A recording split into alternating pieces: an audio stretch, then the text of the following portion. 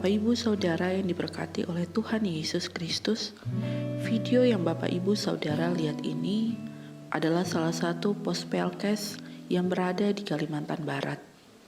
Lebih tepatnya Pospelkes dari Jemaat GPIB Menara Iman Sekayam. Pos ini memiliki 13 kepala keluarga. Mata pencarian dari jemaat ini hanya adalah petani. Kerinduan dari jemaat ini ingin sekali membangun rumah ibadah yang nyaman dan layak untuk beribadah. Kondisi gedung gereja ini seperti yang sudah dilihat oleh Bapak Ibu Saudara. Atapnya bocor, kayunya juga sudah lapuk.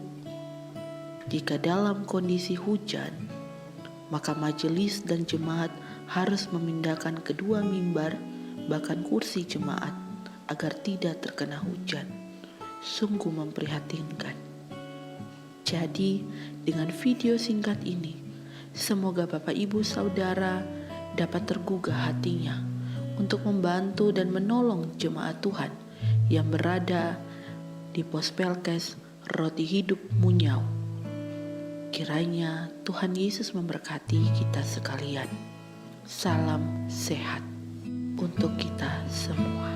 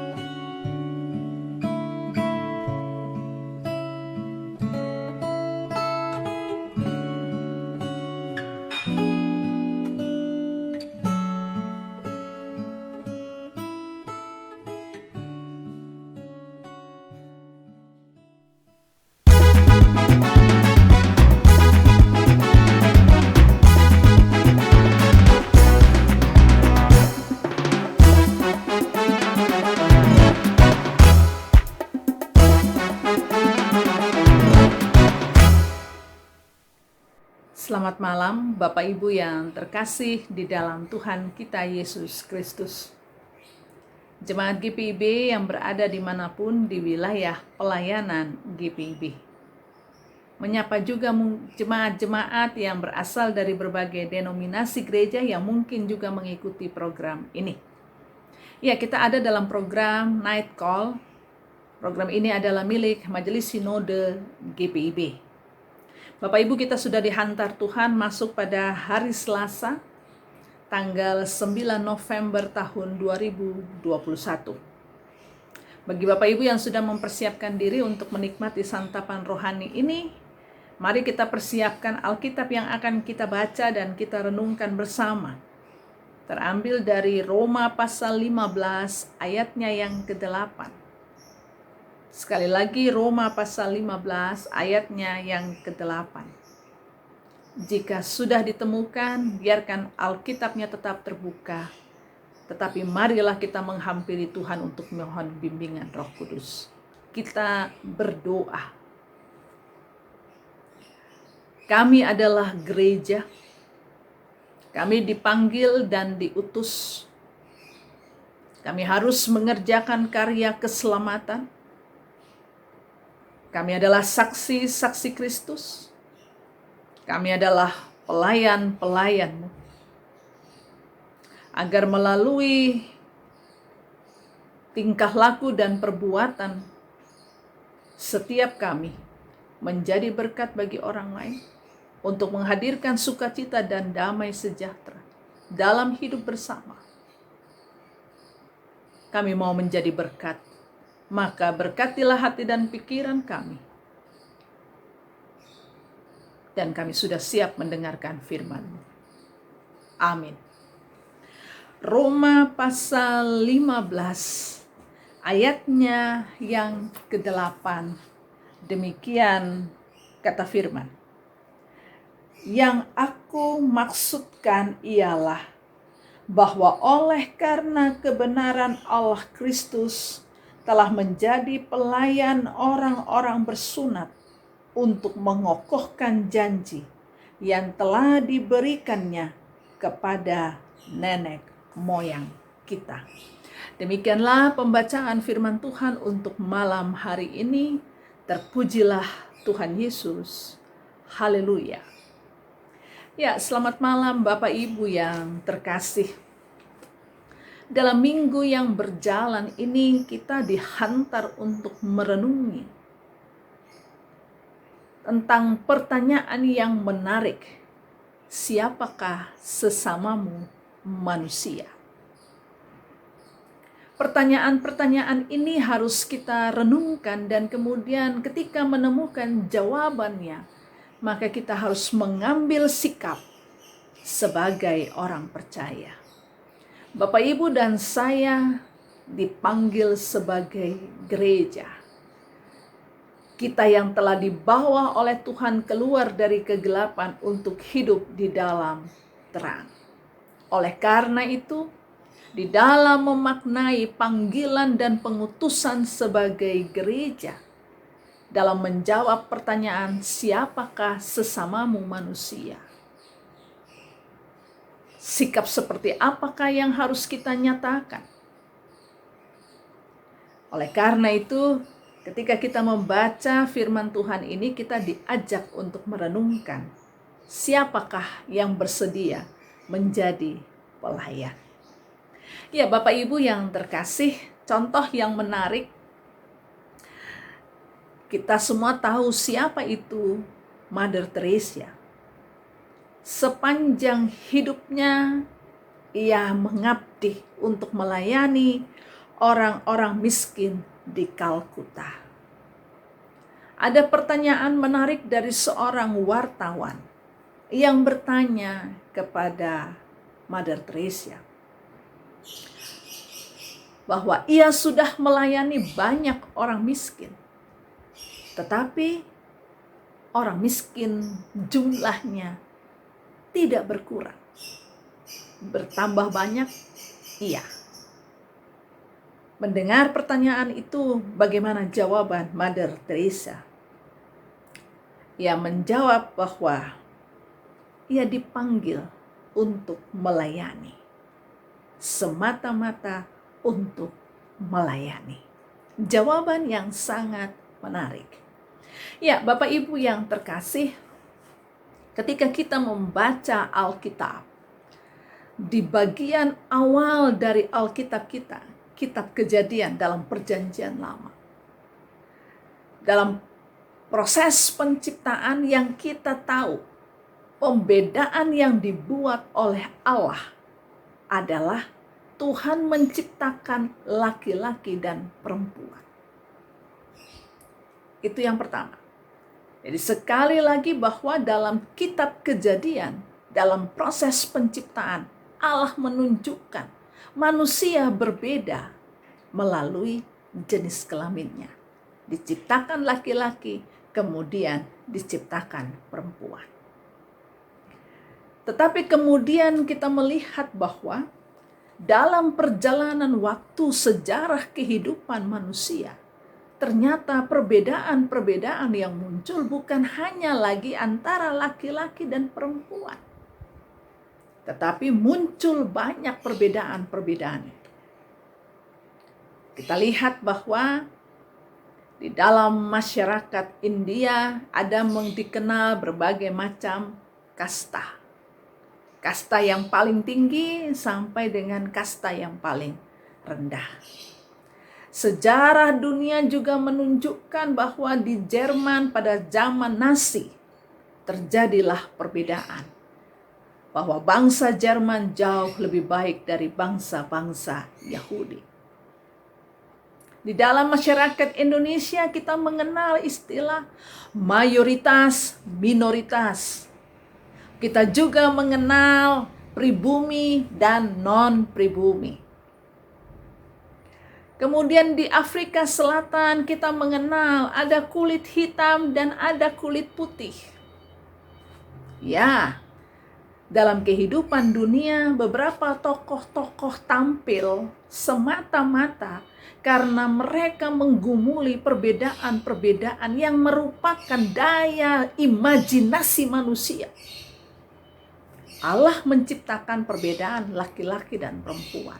Tetapi dalam perjalanannya karena imajinasi manusia yang begitu berkembang, maka lahirlah kasta-kasta. Lahirlah perbedaan antara yang hitam dan yang putih.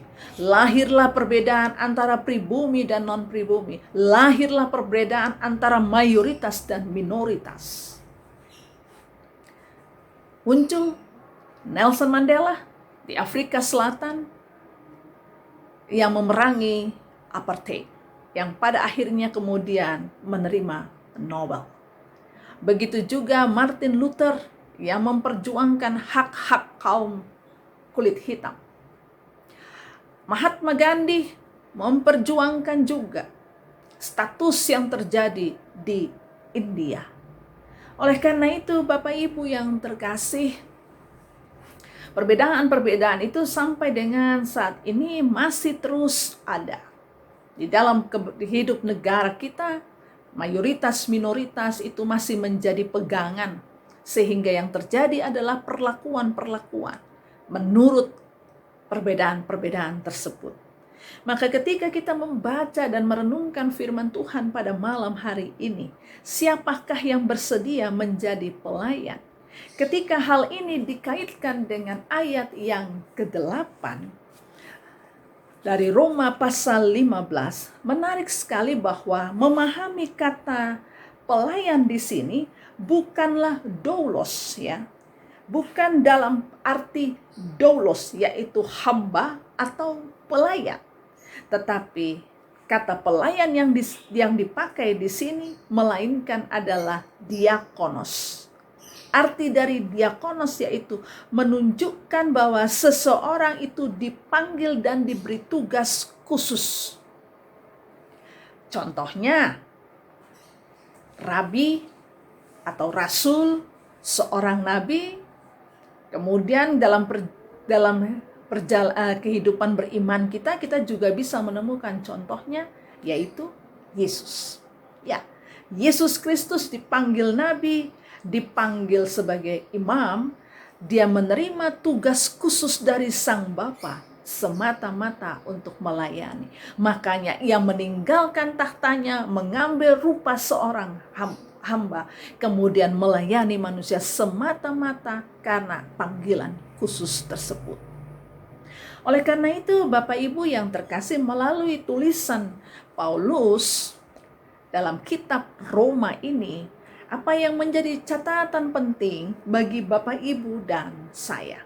Menjawab tadi pertanyaan, siapakah sesamamu manusia? Ya, dari hari Minggu sampai dengan saat ini kita dihantar untuk melihat bahwa manusia pada dasarnya, kalau membaca dari kitab Kejadian, pada dasarnya bahwa manusia diciptakan serupa dan segambar dengan Allah.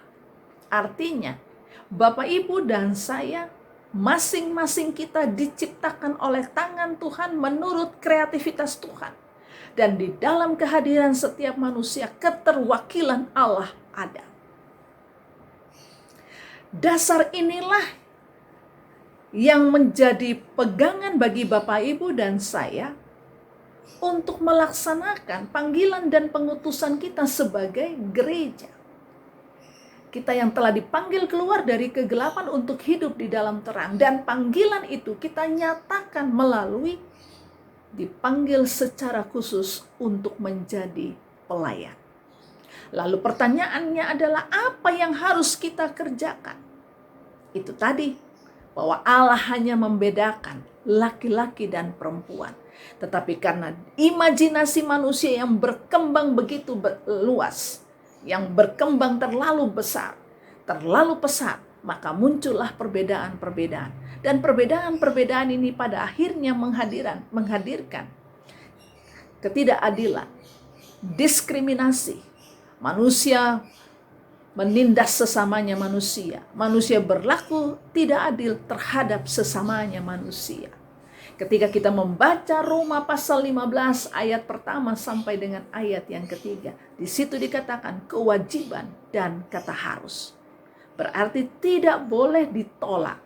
Ini merupakan panggilan yang wajib dilakukan sebagai seorang pelayan. Bahwa gereja dipanggil sebagai seorang pelayan. Pelayan yaitu untuk menghadirkan damai dan sukacita ketika karena daya imajinasi manusia terjadilah perbedaan-perbedaan yang menciptakan diskriminasi. Dari firman Tuhan ini Allah memanggil Bapak Ibu dan saya. Mari kerjakanlah karya keselamatan yang sudah kita terima dalam tuntunan Roh Kudus. Kita memberikan diri untuk menjadi berkat bagi orang lain. Tuhan menciptakan manusia serupa dan segambar, imago Dei. Keterwakilan Allah ada pada kita dan keterwakilan Allah ada pada orang lain. Maka kita harus merangkul mereka, menyatakan kasih, membebaskan mereka dari perlakuan-perlakuan yang tidak benar. Siapakah sesamaku manusia? Siapa saja yang diperhadapkan kepada kita tidak melihat latar belakang sosialnya. Inilah firman Tuhan. Amin. Mari kita berdoa. Terima kasih Bapa, Tuhan sudah menuntun kami dengan firman-Mu. Kami mengucap syukur. Biarlah firman ini menjadi berkat bagi kami semua. Kami diingatkan bahwa setiap orang diciptakan dengan tangan Allah, mewakili keterwakilan Allah. Oleh karena itu, biarlah kami menghadirkan sukacita dan damai sejahtera ketika sesamanya manusia bisa menghargai, mengasihi. Terima kasih. Kami sudah dicerahkan dengan firman-Mu. Biarlah dalam tuntunan Roh Kudus kami melakukannya dalam kesungguhan. Terima kasih Bapa. Ampunilah dosa yang kami perbuat melawan kehendak-Mu. Dan inilah doa kami. Amin. Selamat malam. Tuhan Yesus memberkati.